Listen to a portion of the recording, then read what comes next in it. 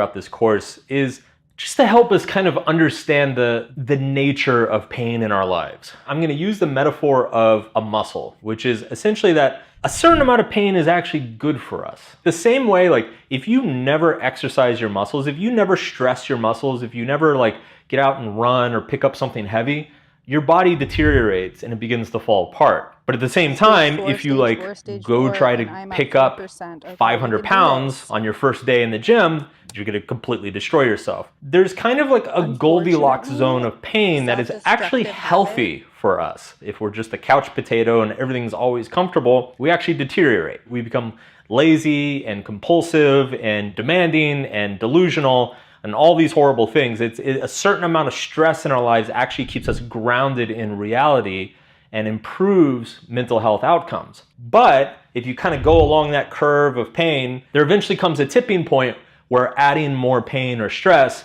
starts to harm our health, and it harms our ability to function well, both physically and mentally. And so ultimately, our goal here in our life is not to get rid of pain, it's simply to maintain a manageable level of stress and pain in our lives. We want to be challenged regularly. We want to have invigorating problems that we're working on. It's that sense of sacrifice or that sense of overcoming that grants us a sense of meaning and purpose in our lives. If you have nothing to overcome, if you have no challenges, if you have nothing pushing up against you, your mind starts freaking out and looking for tiny little things to become neurotic and compulsive about. Now, if you go overboard and you go too far, your body starts to break down. Again, it's like if you go into the gym and you're picking up moderate amount of weights and gradually pushing yourself each time you go, you're going to get stronger, you're going to get healthier, you're going to be able to do more and more each time you go.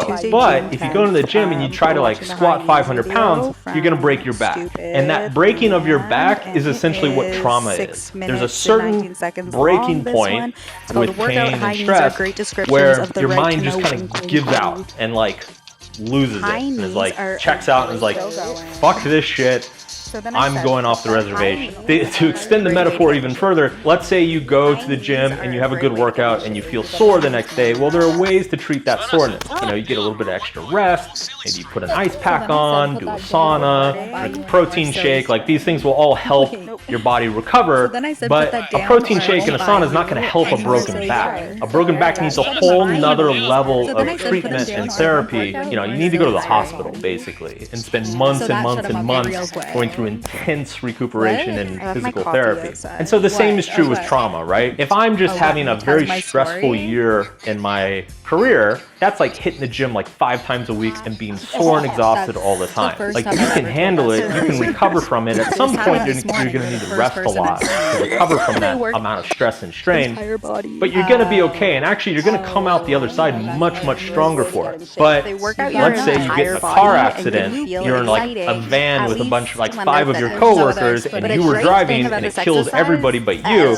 Yeah, you're going to need a long time to get over that. Like that's a whole nother process. And so I want to bring this metaphor up for a couple reasons. The first one is that this course is less about handling trauma. Trauma is a whole topic unto itself, and there are many aspects of it that honestly, me or pretty much anybody else on the internet that you would buy a course from is not really qualified to deal with. Like if you're experiencing trauma or symptoms of PTSD, yes, a lot of these concepts can help and they can be useful as tools, but you need to be working with a professional one-on-one in person regularly. The other reason I bring this up though, I'm gonna mix my metaphors here a little bit. Most pain we experience is psychological. And so a lot of what determines whether we're trying to squat 500 pounds or not is also mental.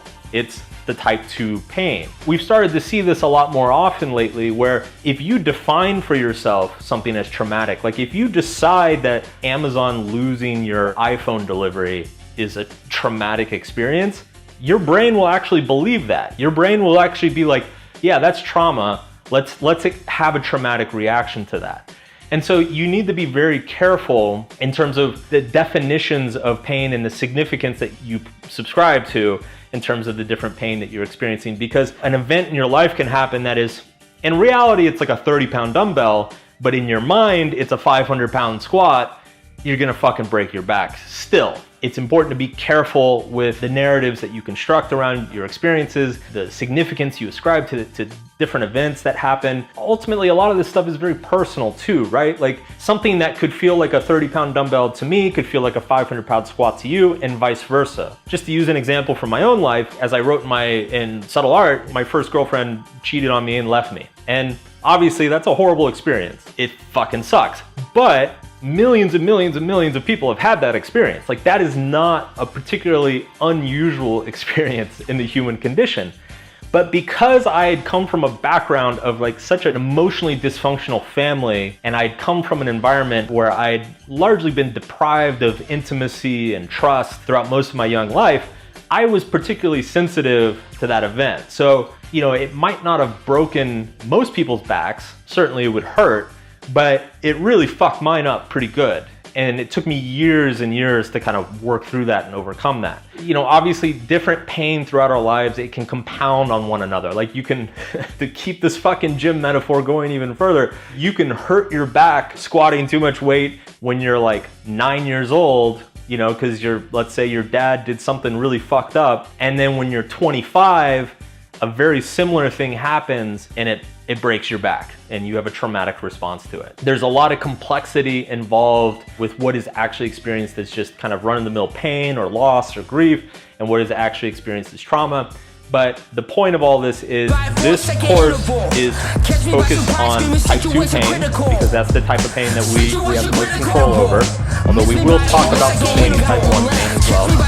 And this course is very much focused on that process of lifting weights to get stronger mentally, dealing with regular life challenges that should improve our resilience, improve our sense of self, improve our ability to manage ourselves in the face of adversity, and we're going to be focusing less on trauma. And again, a lot of the tools and concepts in this course can be helpful for people experiencing PTSD or traumatic reactions, but that is not what this course is designed for. So that's just a disclaimer. You might get something from it. A lot of people with PTSD and stuff, they read my work and they say it was very helpful, but it's not designed for that. So I just want to make that clear and just get very, very particular about what we're going to work on here. So I often joke that I'm an expert in dealing with like first world problems. If you have like a degenerative condition and you're never going to walk again, I don't know how good I am for that, but like if your fucking boyfriend left you and you dropped out of school and don't know what to do with your life, like I'm your guy. Those life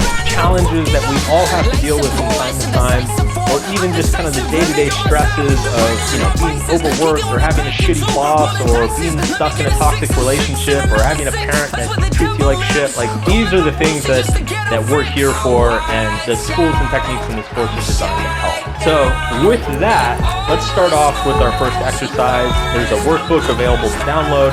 Print it out if you like. You can also just create a Word document and write this stuff yourself. To start off, I want you to write down a particular struggle or problem or source of pain in your life at the moment you feel like you need a little bit of help dealing with. You know, this course is going to work a lot better if you come into it with a specific problem in mind that you would like to improve upon. To begin with, simply write down that problem or that source of struggle that you're experiencing. And then after that, I want you to ask yourself two things. One, is this a type 1 type pain or type 2 type pain? Or chances are it's probably both, but write down what aspects of it are type 1. You know, I have a boss that is a total dick. Obviously that sucks. There's nothing you can do to control that. That's type 1 type pain. But I've decided that, you know, this is a horrible workplace and I'm never going to make it in this career, and fuck, I'm going to have to like lose my job or be miserable for the rest of my life. These are all type 2 types of pain. So write out like what aspects of the problem you're experiencing is a type 1 pain, and then what aspects of the problem you're experiencing are type 2. And then finally, just write down how manageable does this problem feel to you at the moment. Does it feel like a 20-pound dumbbell that is just going to get you a nice little bicep pump to the gun show, or does it feel like a 500-pound squat that's going to break your back? Write that down now, because hopefully over the course of this course, we're going to revisit that assessment, and hopefully by the end of it, it feels quite a bit lighter than you. So write those things down, take your time with it, be completely honest and open with yourself, and I'll see you in the next class.